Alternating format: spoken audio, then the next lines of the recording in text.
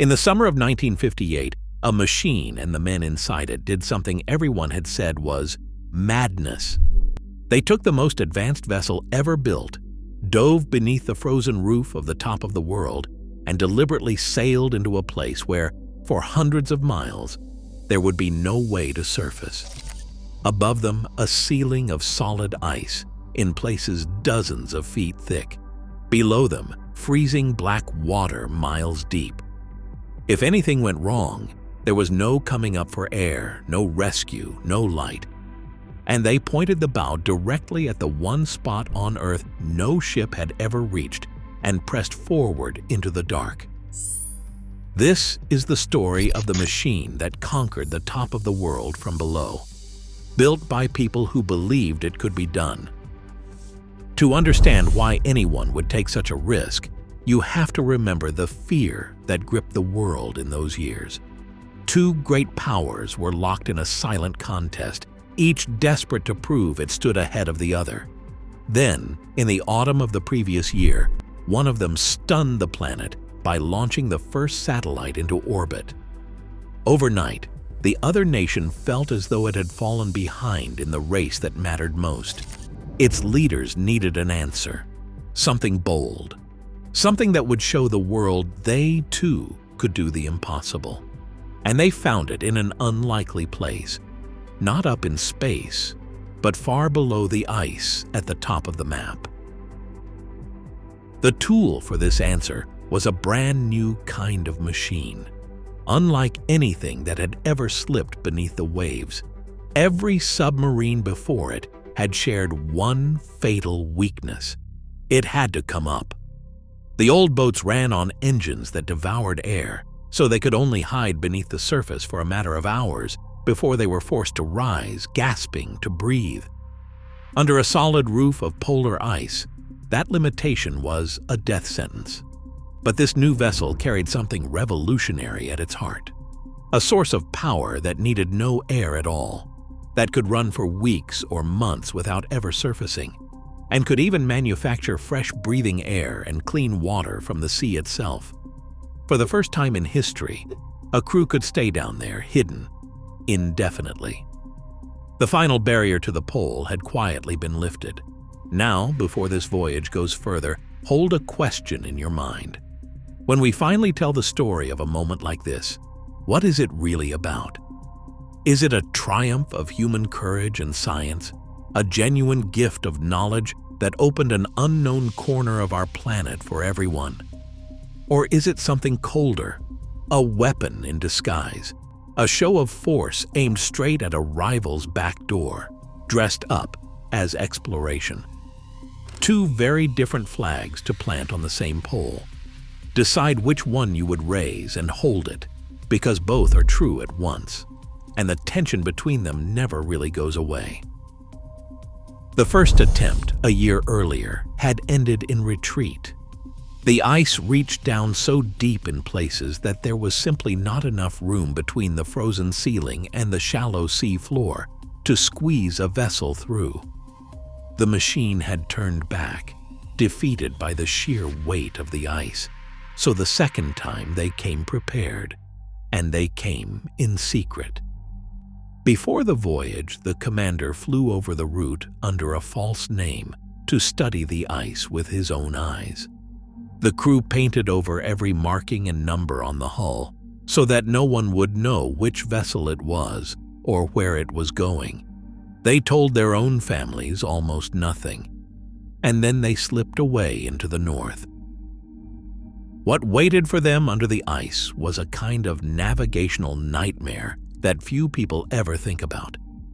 This close to the top of the world, an ordinary compass becomes almost useless because the magnetic point it chases sits far from the true pole and the needle begins to swing and lie. Steering blind beneath the ice, with no stars, no landmarks, and no surface to check against, the crew had to rely on a brand new and almost unproven kind of guidance system, one that could track the vessel's every motion and calculate its position without any reference to the outside world at all. Put simply, the machine had to know where it was purely by feeling every turn it made. Built by people who believed it could be done, steering through the dark by little more than mathematics and nerve. And the danger was never abstract. The commander knew that if a fire broke out or the air went bad or some vital system failed, he could not simply rise to the surface. There was a roof of ice overhead, so he made a grim plan for the worst case.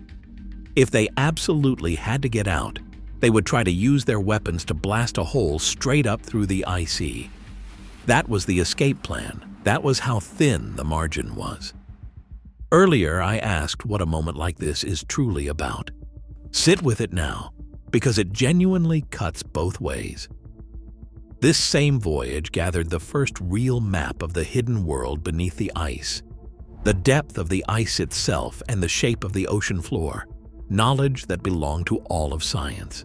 And at the very same time, it was a deliberate message to a rival power, proof that this machine could travel unseen anywhere, even to their most protected doorstep. Discovery and threat, riding inside the same hull.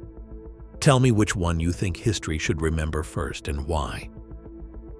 There is a smaller moment from this voyage that says everything about how human it all really was. At one point, a tiny leak appeared in part of the vessel's power system. This was the most advanced machine on the planet, worth a fortune, carrying the pride of a nation. And the fix, improvised by the crew, was to send a few men ashore during a stop to quietly buy dozens of cans of an ordinary automobile radiator sealant, the same cheap stuff any driver might use to plug a leaky car. They poured it in. And astonishingly, it worked. The most sophisticated vessel ever built, sailing to the top of the world, held together in part by something you could buy for pocket change. Then, late on the 3rd of August, it happened. Deep beneath the ice, with no fanfare and nothing to see but instruments, the vessel slid across the exact point where every line on the globe meets. The commander marked the moment with a few quiet words to his crew, and they did not even stop.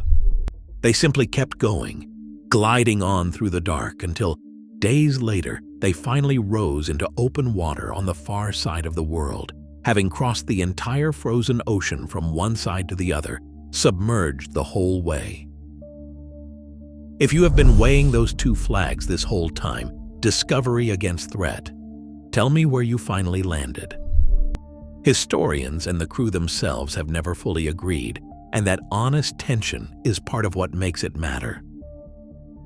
What endures is not just a record set or a rival answered. It is the proof of what that single leap in power made possible.